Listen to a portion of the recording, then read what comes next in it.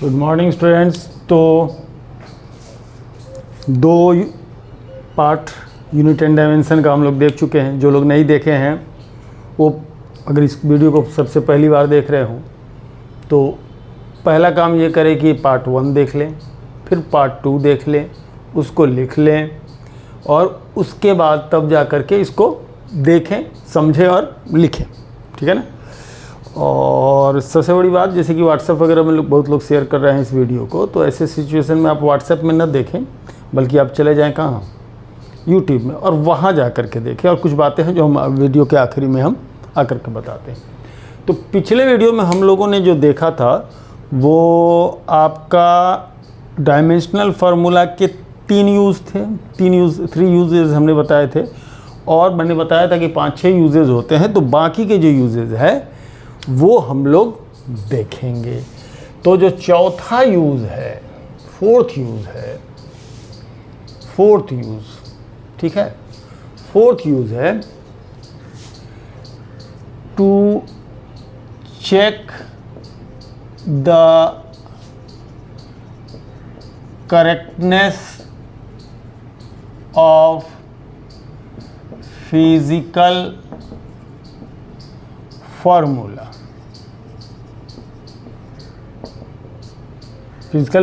Physical relation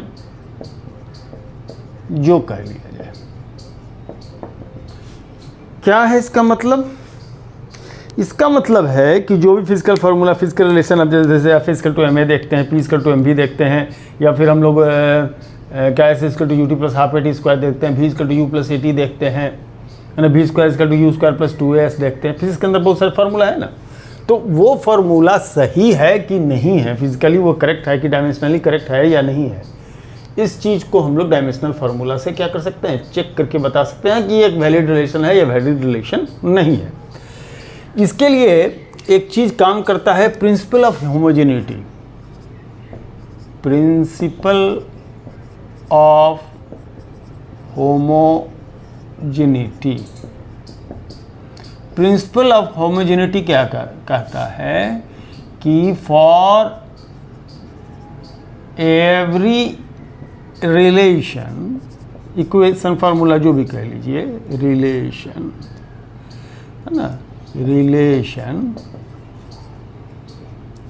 each and every term will have same dimension. क्या होगा? Same dimension होगा, principle of homogeneity. ठीक है। तो बुक में है, लेकिन होता क्या है कि जहाँ पर इसकी आवश्यकता है या जहाँ पर ये इस्तेमाल हो रहा है वहाँ है या नहीं, ये समस्या हो जाती है। ठीक है, ओके। तो इसके थ्योरी को अगर हम लोग कुछ इस तरीके से देखें कि कोई रिलेशन लिख देते हैं कि कोई रिलेशन है x = a ± bc + √d, कुछ इस तरीके की बात हो। अच्छा, c क्यों ले, √d, अच्छा चलो ये भी ले, bc de, और कुछ ले लेते हैं, चलिए f। हाँ, अगर ऐसा कोई रिलेशन दिया है, आपको कितना ये बात समझ में आ रहा है, नहीं आ रहा है, उससे कोई ज़्यादा बहस नहीं, धीरे धीरे आप सारी बात को समझ जाइएगा। जो भी अभी बिगिनर है, पढ़ लिख रहे हो, स्टार्ट किए हैं पढ़ना लिखना, वो आप ऐसा मत उम्मीद कीजिएगा कि आपको हर बात जो है सब पूरी 100% समझ में आए। अगर पहली बार में 10-15%, 10%, 20% या 25% आपको समझ में बात आई है तो काफ़ी है। ग्रेजुअली जब रिवाइज होता है, जब जैसे जैसे हम आगे की तरफ बढ़ते चले जाते हैं, तो वैसे वैसे बातें क्या होती है, क्लियर होती चली जाती है। ठीक है। एक बार में ना हमको समझ में आया था, ना किसी और को भी समझ में आया, ना आपको समझ में आएगा। ठीक है। तो ज़्यादा दिमाग पर स्ट्रेस देंगे नहीं। हाँ, जितनी बात समझ में आए उसको कलेक्ट कर, जितना ज़्यादा समझ सके इसका प्रयास रखिएगा तो बेहतर होगा। नहीं तो क्या होगा कि अगर यदि आप सोचे दूर कुछ समझ में तो आ नहीं रहा है, चलो हटाओ, छोड़ो हटाओ, लेकिन हाँ फिर छोड़ने के बाद की कहानी गड़बड़ हो जाएगी, छोड़ने की बाद की कहानी गड़बड़ हो जाएगी। वो प्रयास आप जारी रखेंगे तो धीरे धीरे सारी बातें क्या हो जाएंगी, क्लियर होती चली जाएंगी। ठीक है ना। तो चलिए, ये है मान लीजिए कोई फिजिकल रिलेशन, कोई रिलेशन ऐसा है, ठीक है। तो प्रिंसिपल ऑफ होमोजेनिटी क्या कहता है, माने इस चीज़ को करने के लिए हम लोग प्रिंसिपल होमोजेनिटी क्या कहता है कि जो x का डायमेंशन होगा, इच टर्म की बात हो रही ना, 1 2 3 4 टर्म है, भले ही रिलेशन है, इक्वल टू यहाँ साइन लगे हैं, लेकिन इसके 4 टर्म है। इस रिलेशन के अंदर क्या है, 4 टर्म है। x का जो डायमेंशन होगा वही a का होगा, वही bc का होगा, वही bc का होगा, और वही अंडर रूट DEF का होगा। समझे बात को? ये रिलेशन जो है, अगर यदि ये करेक्ट रिलेशन है तो dimension of x, dimension of a, dimension of bc और डायमेंशन ऑफ DF क्या होंगे, सेम होंगे, ठीक है, ओके। हाँ, ये पिछले वीडियो में कुछ बच्चों ने बोला कि सर थोड़ा सा लेटर पढ़ने में दिक्कत होती है, तो आज मेरा प्रयास है कि लेटर हो। और इसको अगर बड़े स्क्रीन पर देख रहे हैं तो 360p पर आप आराम से इसको सब चीज़ को पढ़ सकते हैं, है ना, बड़े स्क्रीन पर अगर देख रहे हैं। अगर छोटे स्क्रीन पर देख रहे हैं, पता नहीं, अब डिपेंड करता है कौन सी मोबाइल है, कैसा किस टाइप के डिवाइस में देख रहे हैं, तो 360p पर उसमें एक बड़ी आराम से भी देख सकते हैं, जो वीडियो क्वालिटी रहती है अच्छी रहती है जो हम बनाते हैं, ताकि ज़्यादा MB का वीडियो होता है। लेकिन अगर 360p पर देखने में दिक्कत हो रही है, अच्छा नहीं दिख रहा हो, एक क्लियर नहीं दिख रहा, मज़ा नहीं आ रहा हो, जो शब्द कहते हैं मज़ा नहीं आ रहा है, तो उसको 720p पर एडजस्ट कर लीजिएगा। और व्हाट्सएप पे मत देखिए जा करके यूट्यूब के ऊपर, है ना, इसको लिंक से सीधे चले जाइए आप यूट्यूब में, और वहाँ से उसको ओपन करके, और जो क्वालिटी ऑफ वीडियो है उसको आप एडजस्ट कर सकते हैं वहाँ पर, तो वहाँ पर आप कर सकते हैं। तो अनावश्यक 720p में देखने की जरूरत नहीं, ज़्यादा डाटा खर्च करने की जरूरत नहीं। 360p में बहुत अच्छा दिखता है, हम चेक कर चुके हैं कई बार, है ना। इसको हाई कोडैक में शूट करते हैं, तो हाई कोडैक में जब शूट करते हैं तो ये बेहतर आता है ना। तो थोड़ी ये देखने के लिहाज से हमने इस पॉइंट को आपके सामने रखा है, कोशिश करते हैं थोड़ा सा इस चीज़ को हम रखें भी। चलिए अब ज़रा सा एक क्वेश्चन ले करके हम क्या करें, इसको चेक कर लेते हैं, है ना।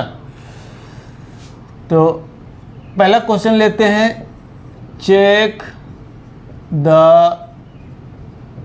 करेक्टनेस ऑफ फिजिकल रिलेशन, कौन सा, चलिए लेते हैं, पूछता भी बोर्ड वाले में आप लोगों को बहुत ज़्यादा, UT + ½ AT²। इसको 9th-10th में बच्चे पढ़े भी हैं, है ना। S = UT + ½ AT²। S क्या है भैया, डिस्टेंस। U क्या है, S क्या है, डिस्टेंस। U क्या है, इनिशियल वेलोसिटी, T टाइम है, A क्या है, एक्सीलरेशन है ना, ठीक है। ये सारे सिंबल हैं। तो चलिए सबसे पहले सबका डायमेंशन लिख लीजिए। S डिस्टेंस के लिए तो सिर्फ L भर आएगा, क्योंकि लेंथ में मेजर होता है। U यानी वेलोसिटी, इनिशियल वेलोसिटी, चाहे वो फाइनल वेलोसिटी है तो वेलोसिटी ही ना, इसका LT-1। यहाँ m का पावर 0 हमने नहीं लिया है, ले भी लीजिए या लिखिए पूरा से, जिसका भी इस जगह पर सबका विथ डायमेंशन लिखिए। S का लिखना है मास का 0 पावर, लेंथ होता है 1 पावर में, टाइम पर डिपेंडेंसी कुछ नहीं डिस्टेंस में। इनिशियल वेलोसिटी की बात करते हैं, U की बात करते हैं, तो इसमें मास का कुछ नहीं, लेंथ का 1 पावर, टाइम का -1 पावर, ठीक है। फिर टाइम की बात करते हैं, T की बात करते हैं, तो मास का कोई पावर नहीं, लेंथ का भी कोई पावर नहीं, टाइम का 1 पावर, ठीक है जी, ओके। चलिए अब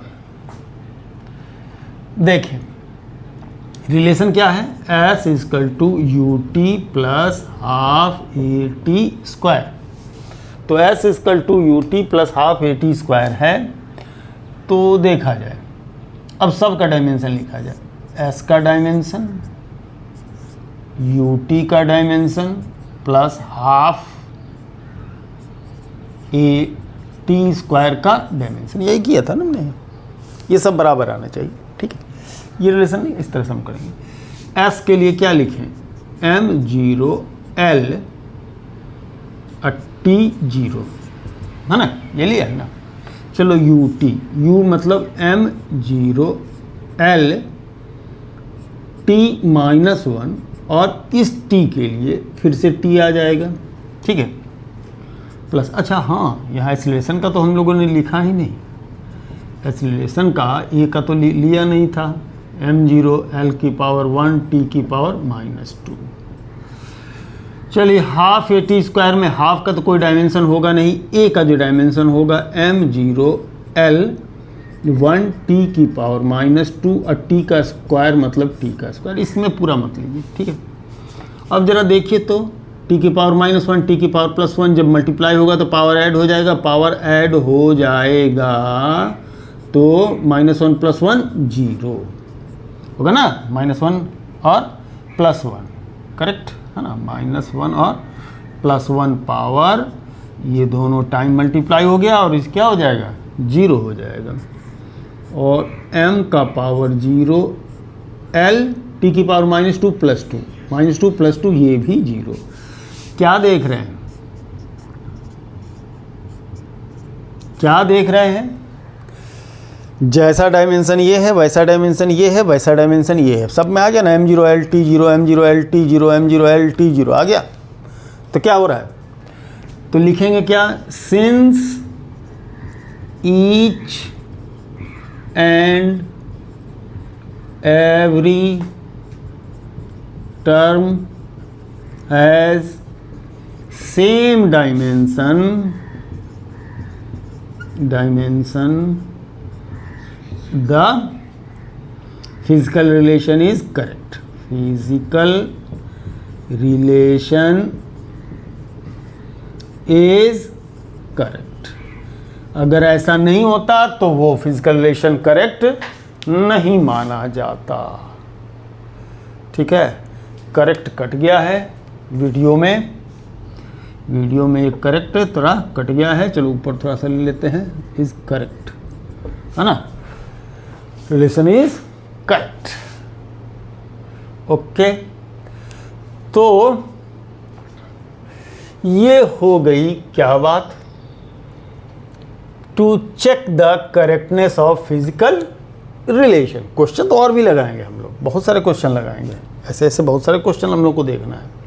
ये तो अभी जब इसको लिख रहे हैं तो लिख रहे हैं, अब इसको ख़त्म करते हैं, इसके बाद से अलग अलग तरह के प्रश्न ले करके तब हम लोग एक साथ देखेंगे कि क्या क्या किसको सॉल्व करना रहता है, ठीक है ना। चलिए तो उस बोर्ड को मिटाते हैं और अगला एप्लीकेशन क्या हम लोग लेने वाले हैं वो हम लोग देखेंगे, ठीक है ना।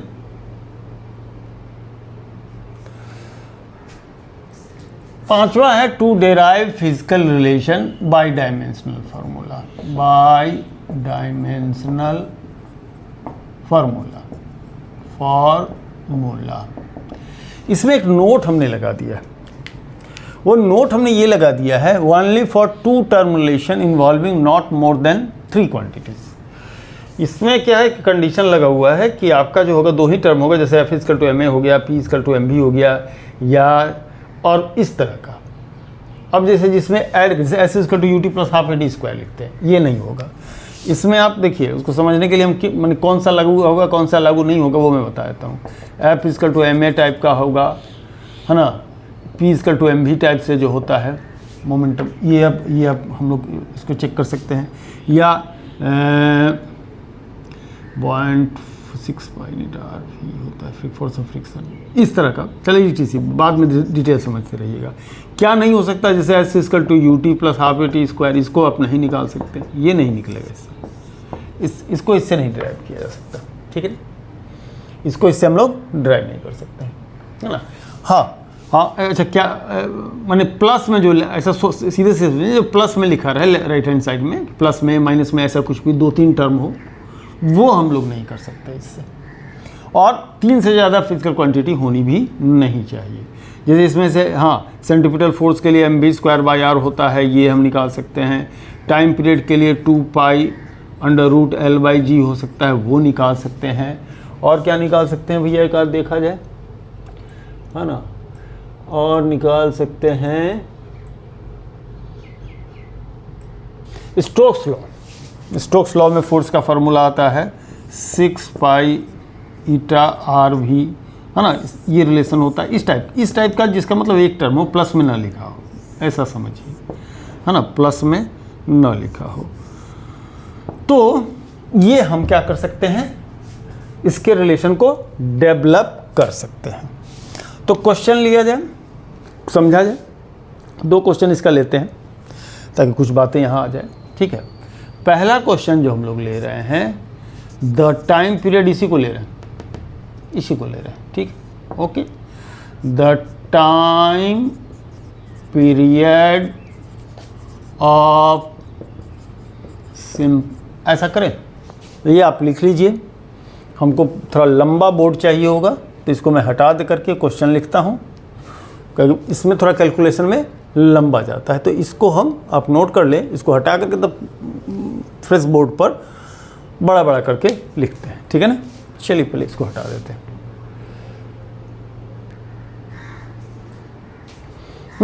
तो क्वेश्चन था the time period of simple, इसके लिए सिंबल टी ले लीजिए, है ना। सिंपल पेंडुलम डिपेंड्स ऑन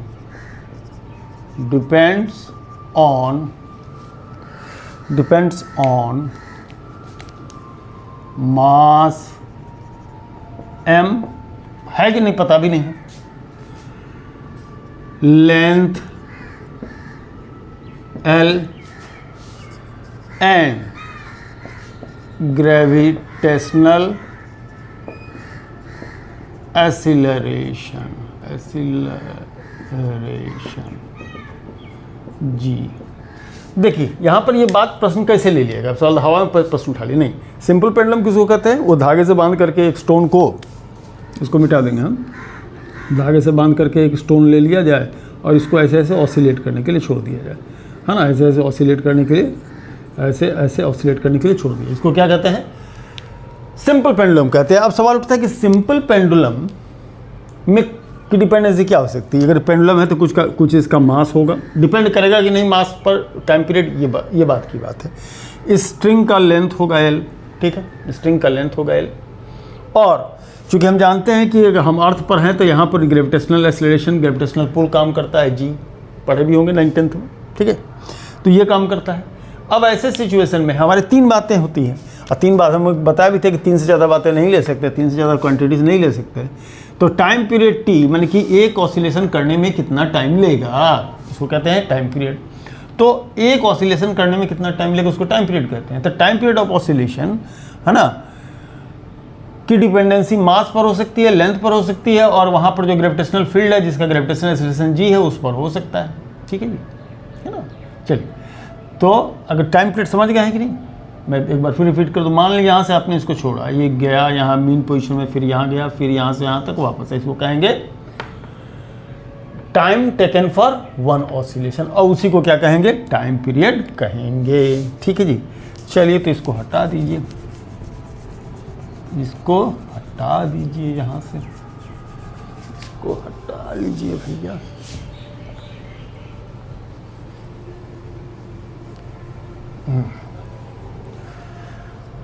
चल बाबू,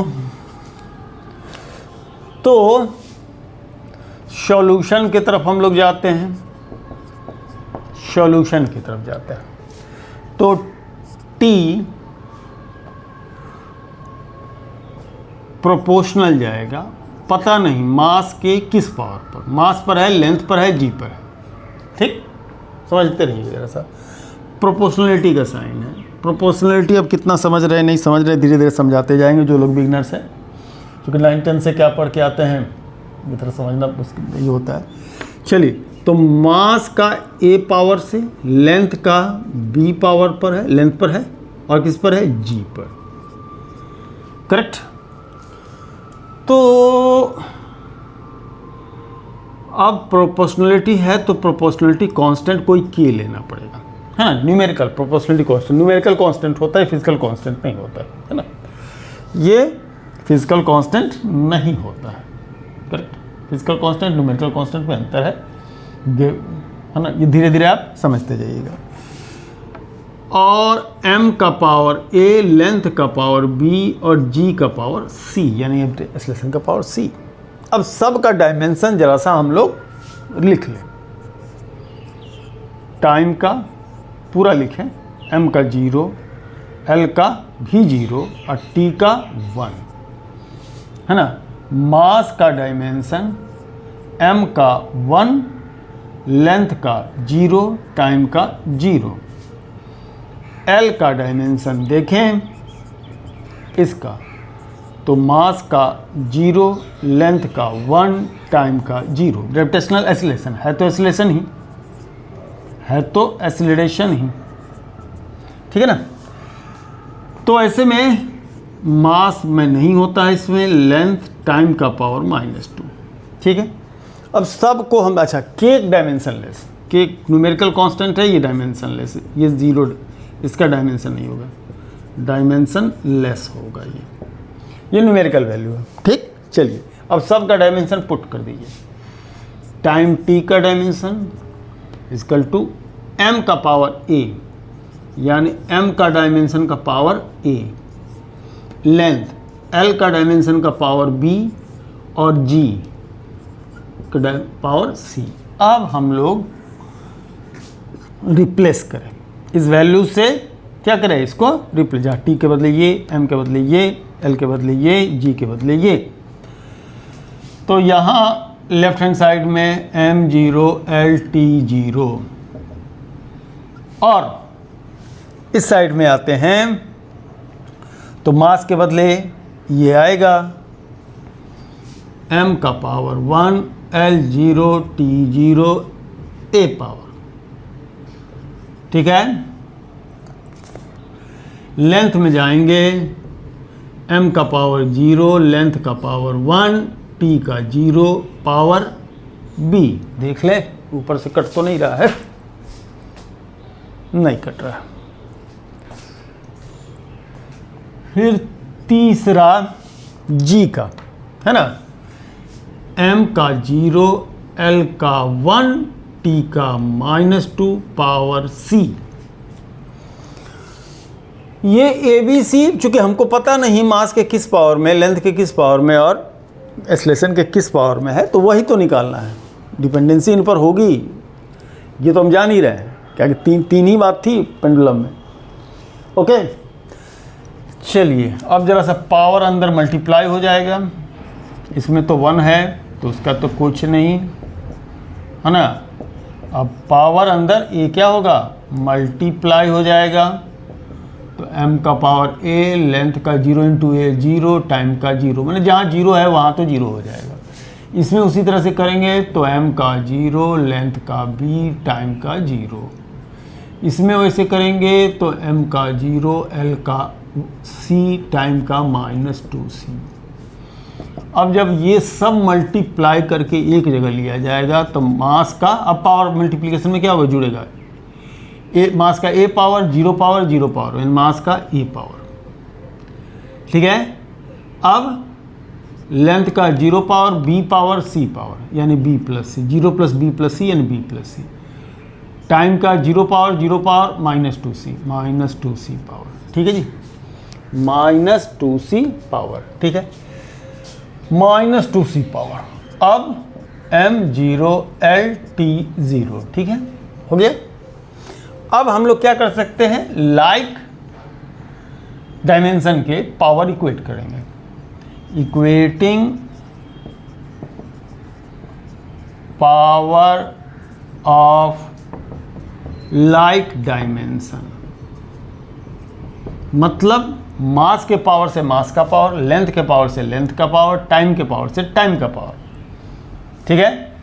तो इक्वेट करते हैं, ये यहाँ a है, यहाँ कितना है 0, माने a की वैल्यू 0, यहाँ b प्लस c, यहाँ 1, l का पावर कितना है 1, तो b plus c equal to 1, यहाँ कितना है -2c, यहाँ कितना है 0,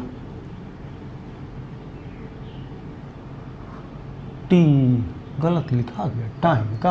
अरे भैया रुक जा, लेंथ का 0 टी का 1 होगा ना, इसमें टाइम है ना भैया, कुछ गलत हो गया ना, टाइम है ना। कहाँ लिखे थे? हाँ ये तो लिखे थे, ये तो सारा कहानी चौपट कर देता है। हाँ चलिए, मास का तो ए का 0 हो गया, B plus C 0, -2c equal to 1। यहाँ से करेंगे तो -2c इक्वल टू 1। तो यहाँ से पहला calculation -2c equal to 1 imply sign है ये, है ना। c की वैल्यू -1/2, करेक्ट। a निकल गया, c निकल गया, बच गया है b। अब यहाँ से इसको आइए, तो b प्लस सी, c की वैल्यू -1/2, 0 क्या इम्प्लाई करता है? b इक्वल टू 1/2 आ गया सबका वैल्यू, ABC जो पावर नहीं पता था, करेक्ट। अब जरा सा इस रिलेशन में हम लोग आए, किसमें? First by first. तो t इक्वल टू, ये सब आपके एग्ज़ाम में आएगा, स्कूल एग्ज़ाम की बात कर रहे हैं हम, ये स्कूल एग्ज़ाम में आएगा, है ना। तो t equals to k, m का पावर कितना भैया? a है ना, तो मास का पावर कितना हो गया? 0, लेंथ का पावर b मतलब हाफ, l का पावर हाफ, फिर g का पावर c मतलब -1/2, ठीक है।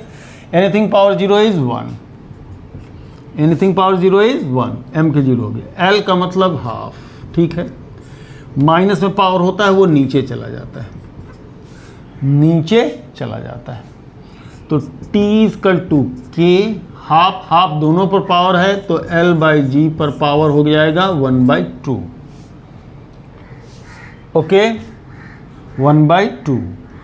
तो ऐसे में t equal to k l/g, half का मतलब होता है रूट, हाफ पावर का मतलब होता है रूट l/g। अब देखने में तो रिलेशन आ रहा है k अंडर रूट l/g, यहाँ तक भी छोड़ देते हैं तो सही है। और एक बात अपने लिख सकते हैं एक्सपेरिमेंट से वी हैव, ये एक्सपेरिमेंट से पता चलेगा t की वैल्यू 2 पाई होता है, सॉरी k का वैल्यू, यहाँ जो ये कांस्टेंट दिख रहा है ना, प्रोपोर्शनलिटी कांस्टेंट, k की वैल्यू 2 पाई आती है। तो ऐसे में हम लोग लिख पाते हैं, ये नहीं लिखिए कोई फ़र्क नहीं पड़ता है, √l/g, ठीक है जी, √l/g, ये बन जाता है आपका क्या? ये रिलेशन डेवलप होकर के चलाता है। यहाँ तक भी 100% सही है, यहाँ तक बढ़ा देते हैं तो और अच्छी बात है, सोने में सुगंध हो जाता है ना। तो एक तो क्वेश्चन ये था, एक प्रश्न और हम इसका लें, ठीक है, और तब आगे बढ़ते हैं। तो पहले इसको हटाया जाए, इसको नोट कर लीजिए, बिल्कुल बढ़िया से नोट कर लीजिए, क्योंकि ऐसे क्वेश्चन आएंगे आपके, है ना। इसको अच्छी तरीके से नोट कर ली जाए। नेक्स्ट क्वेश्चन हम लोग लेते हैं, वो एक्चुअल में स्टोक्स लॉ है ना, स्टोक्स लॉ है, लेकिन उसको स्टोक्स लॉ के रूप में ना जाने, बाद में जानेंगे कि स्टोक्स लॉ है। हम लोग क्वेश्चन लिखते हैं, the viscous force acting on any, viscous force जरा एफ लिख लिया जाए, on any object falling inside a fluid of coefficient of viscosity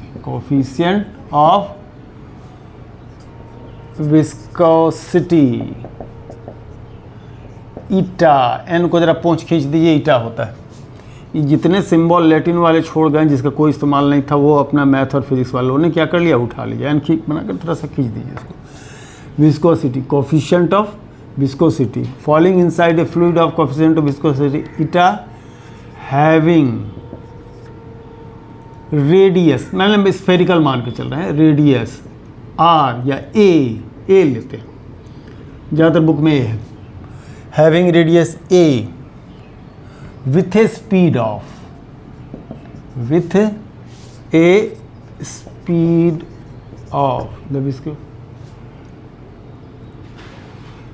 V, the viscous force acting on any object, speed V will have a relation with V, यहाँ ऐसे लिख लीजिए, derive a relation for the viscous force F, ठीक। इस question को कैसे कई तरीके से लिखा जा सकता है मिलने के, ए spherical object of radius A is falling in A fluid of coefficient of viscosity eta with A velocity of v, drive a relation for the viscous force F। ऐसा भी हो सकता है ना, ऐसा भी ये हो सकता था। तो बात समझ गए हो तो लिख सकते हैं, तो या जो हम बोले उसकी इसी को लिख लीजिए, या हम जो बोले हैं उसको रिपीट करके देख करके लिख लीजिए। चलिए अब F तो फोर्स है भैया, सॉल्यूशन में आइए। टेंशन तो टेंशन है, सॉल्यूशन का पता नहीं। तो F की डिपेंडेंसी किस किस बात पर कही जा रही है? ईटा पर कही जा रही है, रेडियस ए पर कही जा रही है, V पर कही जा रही है, तो ये तो पता नहीं है। तो ईटा का x पावर, यहाँ ए यहाँ रिलेशन x पावर है, पावर थोड़ा सा ABC नहीं लेते हैं चूँकि रेडियस को हमने a ले लिया। ईटा का x पावर, रेडियस का y पावर, छोटा वाला y लीजिए, y पावर, और वेलोसिटी का z पावर, ठीक है, वेलोसिटी का z पावर।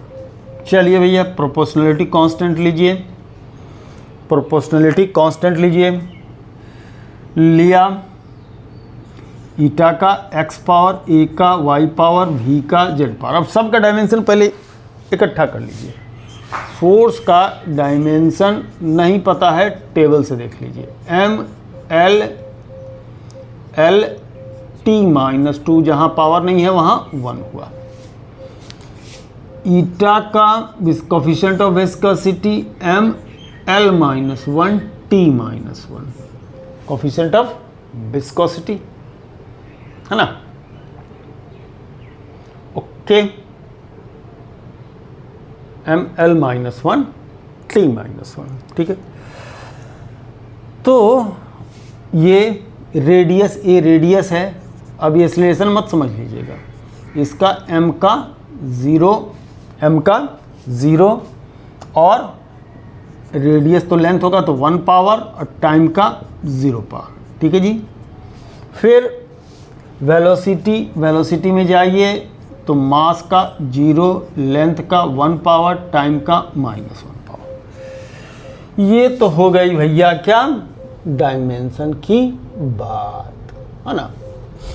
अब जैसे कि ये कुछ ऐसे ये तो थोड़ा सा आपको अभी फ़िलहाल के लिए याद रखना पड़ेगा, याद करना पड़ेगा। कुछ ऐसे जो क्वेश्चन पूछे जाते हैं, इलास्टिक कांस्टेंट है, कोफिशिएंट ऑफ विस्कोसिटी है ना, या कुछ और दो चार तो अभी आपके एग्ज़ाम के हिसाब से कुछ याद कर लीजिएगा। बाद में तो जब आप वहाँ विस्कोसिटी पढ़ लीजिएगा तो ये खुद ब खुद याद हो जाएगा, है ना।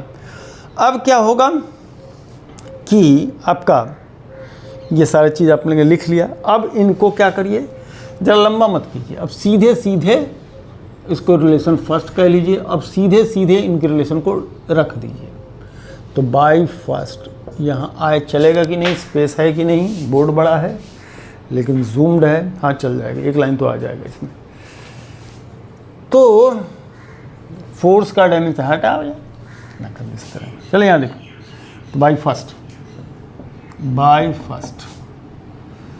एफ का जहाँ जहाँ है उसका डायमेंशन लिखिए।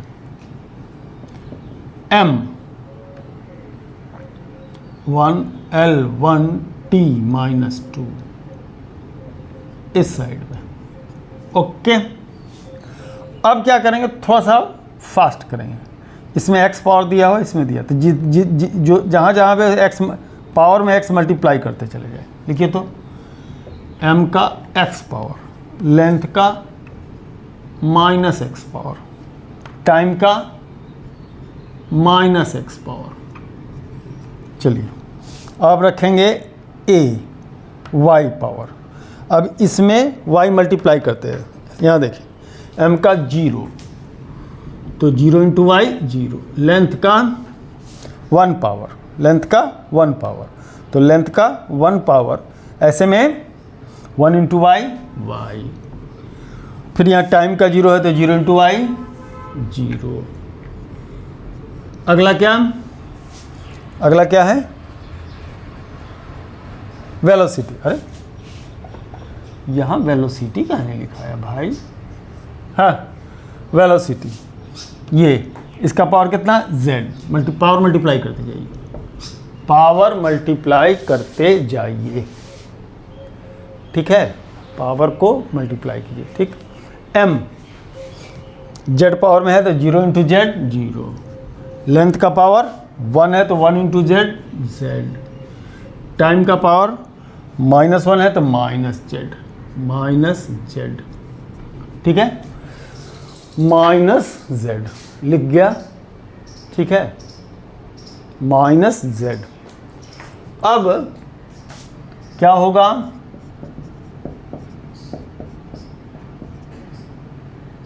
ये 2 है भैया। अब m का पावर x, m का पावर 0, m का पावर, अरे 0 था ना, 0 आएगा, हाँ 0। चलिए m का पावर x, m का पावर 0, m का पावर 0, यानी m का पावर 1, x प्लस 0 प्लस 0 यानी x, लेंथ का पावर माइनस x इसका प्लस y इसका प्लस z इसका, टाइम में आते हैं माइनस x इसका 0 इसका माइनस z इसका, ठीक है, ओके। अब क्या करें, equating power of like dimension from both side,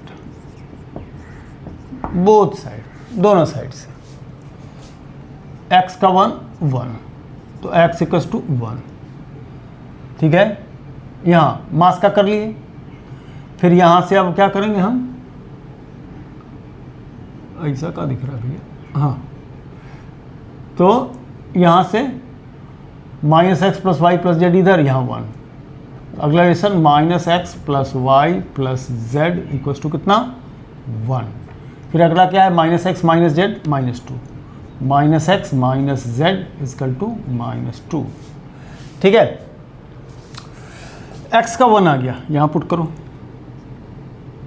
-1 minus z equal to -2, तो minus z equal to -2 plus 1 that is -1, तो माइनस जेड इक्वल टू -1, तो z इक्वल टू 1। दो वैल्यू पता चल गया भैया, x का पता चल गया, z का पता चल गया। अब इस रिलेशन से आइए, माइनस एक्स मान -1 प्लस y नहीं पता, प्लस जेड 1 इक्वल टू 1, ऐसा हुआ। चलिए अब -1 प्लस 1 0, तो y भी 1, बड़ा अच्छा बात भाई, x भी 1 y भी 1 z भी 1, है ना, x भी 1 y भी 1 और z भी 1 हो गया, है ना। अब ऐसे सिचुएशन में हम लोग रिलेशन में रखें बाय फर्स्ट, है ना, तो बाय फर्स्ट पहले से क्या हो गया, इसमें रखा जाए f इक्वल टू के ईटा का पावर x है, मतलब 1, ईटा का 1 नहीं लिखते, a का पावर सबका तो 1 ही है, सबका तो 1 ही है, ठीक है। के ईटा ए भी, ये तो रिलेशन आ गया, यहाँ तक भी बात आपकी क्या हो गई, सही हो गई। अब सवाल क्या है कि हम लोग के ईटा ए भी हो गया, ठीक है। चलिए, बाय एक्सपेरिमेंट्स ऐसा आप लिख सकते हैं, एक्सपेरिमेंट्स, अगर आपको ध्यान हो तो। ये जो कांस्टेंट है इसका वैल्यू होता है 6 पाई, इसका जो ऑब्टेन्ड वैल्यू है एक्सपेरिमेंट से वो है 6 पाई। सो एफ इजकल टू 6 पाई ईटा ए भी, ये आ गया आपका क्या, रिलेशन। ओके, तो ये हो गए 2 प्रश्न डेराइव करने वाले, रिलेशन को डेराइव करने वाला, ठीक है ना। और चलिए अब इसको मिटाते हैं, फिर एक आध कोई सवाल और भी ले लेते हैं, क्योंकि 2-4-5 मिनट का टाइम अपने पास है वीडियो को शूट करने के लिए। चलिए, क्वेश्चन है, अच्छा जो भी लिखे हैं उसको आप नोट कर लिए होंगे, उम्मीद है कि नोट कर, नहीं नोट किए होंगे तो वीडियो बैक कर लीजिए, बैक करके वहाँ पर से उसको क्या करिए, वीडियो पॉज करिए, वीडियो पॉज करके लिख लीजिए, ठीक है। और तब आगे की तरफ बढ़िए, है ना। पहले लिखिए उसके बाद आगे बढ़िए, क्या कि लिखना बड़ा ज़रूरी है। जो 10th पास करके 11th में आए हैं, जो नहीं, जो ऐसे पहले से पढ़ चुके हों, वो सिंपल देखें। चलिए अगला क्वेश्चन हम ले रहे हैं, x equal to AT plus BT square given, ये गिवन है। x is distance and t is time, find the dimension of a and b। a का डायमेंशन बताना है और b का डायमेंशन बताना है, ऐसे क्वेश्चन भी रहते हैं, ठीक है। a का डायमेंशन ही बताना है, b का डायमेंशन ही बताना है। सॉल्यूशन में आते हैं, by the principle of homogeneity,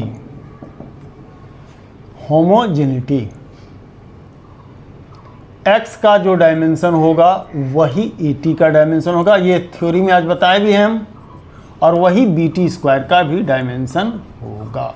check the characters वाले में प्रिंसिपल ऑफ होमोजेनिटी हमने बताया था।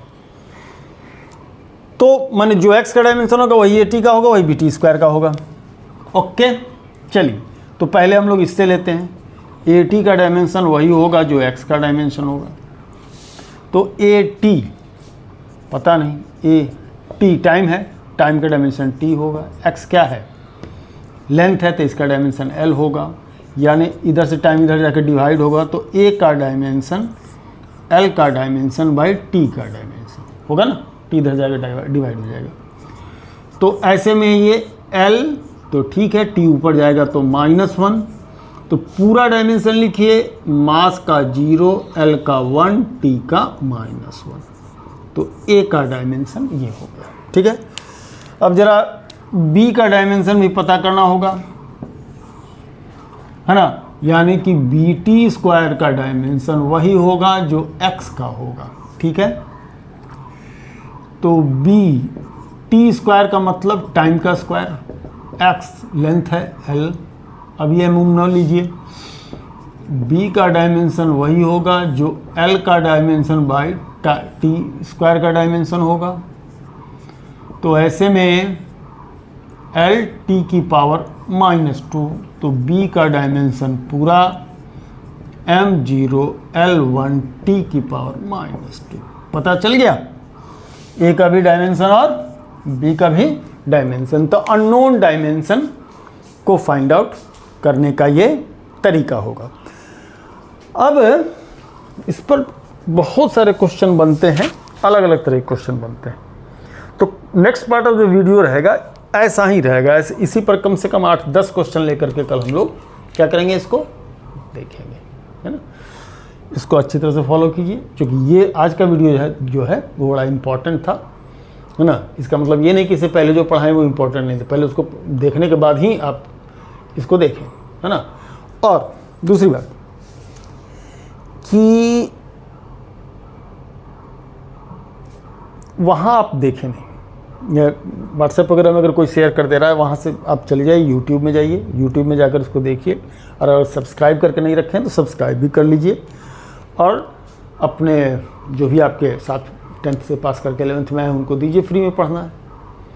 ऐसा तो कुछ नहीं कि इसमें कुछ पैसा लगना है। तो गर्मी की छुट्टी है, इसमें हफ्ते से बैठिए, बैठ करके जो है सो उसको क्या कीजिए, आप अपनी तैयारी कीजिए। पता चला कि जून जुलाई तक आते आते आपकी तैयारी लगभग फिजिक्स की आधी हो जाएगी, है ना। और मैथ का भी हम स्टार्ट करेंगे, वो भी हम आपके साथ शेयर करेंगे।